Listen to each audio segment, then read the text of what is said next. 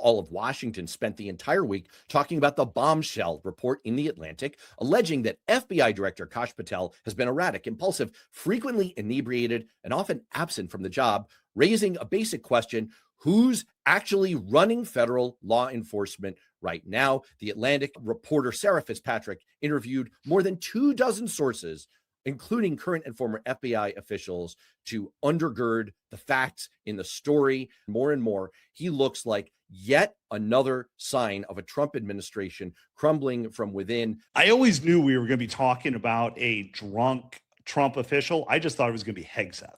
Look, we have RFK cutting off raccoons' genitals. We have whale heads tied to his car, shirtless videos with Kid Rock. We have Hegseth quoting Pulp Fiction lines as Bible verses. Never mind Signalgate problem earlier this year. The truth is Patel fits into this club. The harsh reality for Republicans is that this is not what it should be. And for all my friends out there who want to say, oh, this is just a hit job, think about what you would say if this was Biden or if this was in Obama's administration. This is our government. This is our cabinet. These are people that we trust with information. These are people we trust with secrets, and it's hurting America. It's going to hurt us.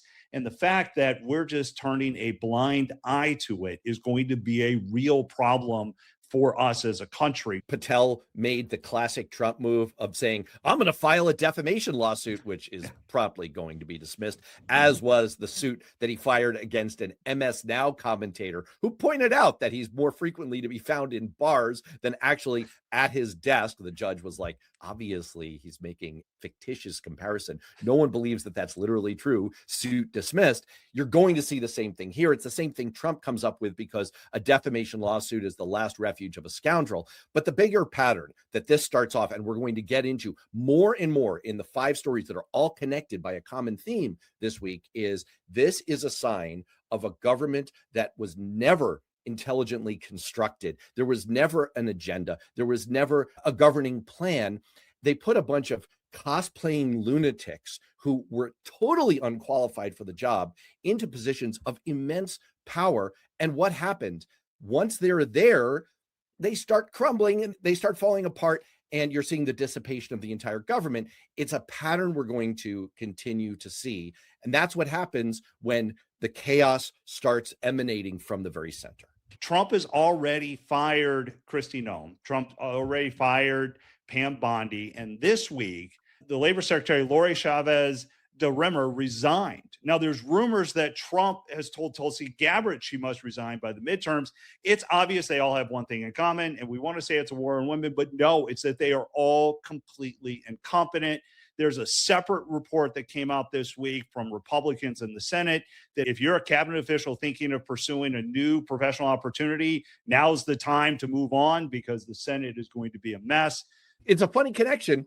I'll put it that way. I'm old enough to remember when Republicans' war on women was a theme that we used to run on, like back in 2012. SNL had a hilarious part of the cold open a couple of weeks ago where James Austin Johnson, who does a brilliant job of playing Trump, noted that SNL cast member Ashley Padilla has happened to play Bondi and Noam, and maybe there's a little bit of a common thread here. But I think the bigger common thread is you can deal with incompetent staff. You can deal with incompetent cabinet members if you have a strong leader at the center. I've managed campaigns. You've managed campaigns. You've been an executive director. I've managed congressional offices. In every team, you are going to have some underperformers. Mm-hmm. You do it if you have strong leadership. Boy, that sounds like I'm patting myself on the back.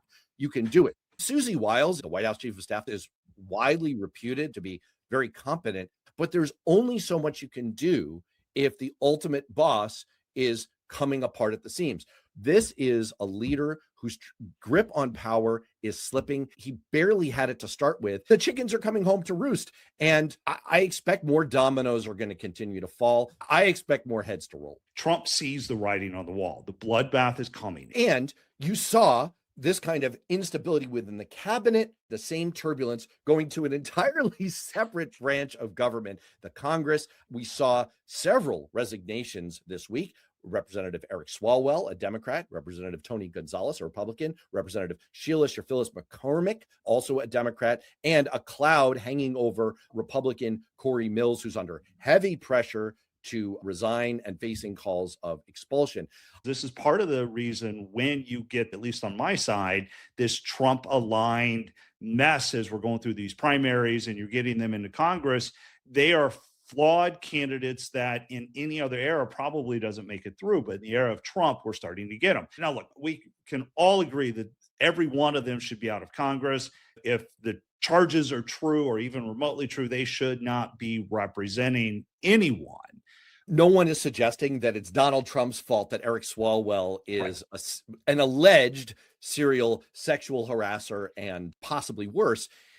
But the link here is there really seems to be no command presence at the wheel. You have a House Speaker who has turned over his entire governing agenda, his entire control of the institution in subservience to the president.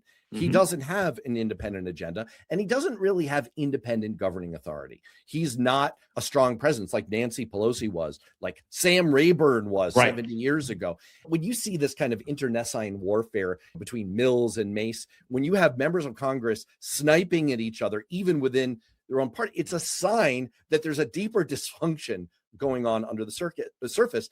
At circus. See, there was a slip of the tongue, a little Freudian slip there. And it's also a postcard from the future, because with a razor thin majority, the ability to do any actual governing is in more peril than it's ever been before. And part of this is our own doing. And that's where we get into the redistricting. Now, we know Virginia just approved a new map, but also what happened is a Virginia Circuit Court judge ruled one day after the Democrat redistricting referendum passed that all votes for or against the proposed redistricting amendment were unconstitutional, citing rules that imposed certain requirements the referendum did not meet. This is completely of our own doing. Trump went on a rant as soon as the redistricting came through. I wrote in Newsweek when Republicans kicked off this mid-cycle redistricting process in Texas about a year ago, I wrote that this was the stupidest fight. I agree with you a little bit where you were in your Trump dump, that mid-cycle redistricting is stupid and underhanded. I disagree that this is a normal conventional tool of governing. I laid it all out in that Newsweek article. First of all, it has the propensity to backfire. That's what's happening here. This turned from a gerrymander into a dummy mander.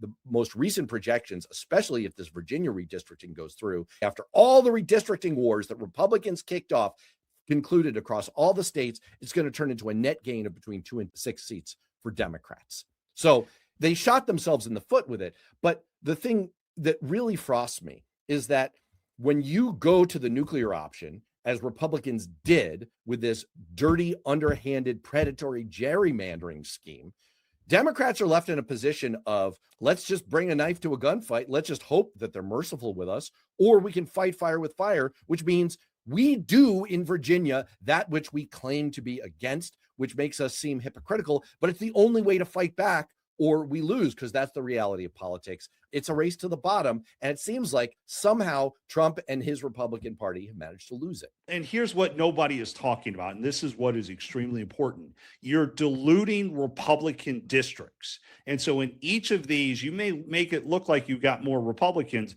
but you put more districts on the map, you make it a bigger opportunity for us to lose. And you're going to wipe out an entire piece of the Republican Party because you're playing these silly games. And if you thought that the chaos that we're seeing on the domestic side wasn't enough, it has continued to spill abroad in Trump's war with Iran. The last week is very hard to summarize. We saw on again, off again ceasefire talks, Trump indefinitely extending the ceasefire, calling off renewed attacks, but no sign that Iran had agreed to matching terms. We saw a diplomatic track, J.D. Vance leading a U.S. delegation that was on again, off again. The Strait of Hormuz was open and closed again. The entire thing was like a Monty Python sketch, the race for incontinence, where first one guy's in the lead, then he jumps into the woods to go pee, and then the next guy's in the lead. It's very hard to get a handle on this, but it seems to me that this is highly connected. The lack of any kind of a plan, grasping for any kind of an off-ramp, And Iran isn't playing ball. They're not giving him one. The other side of this is just the competing messages that Trump likes to give.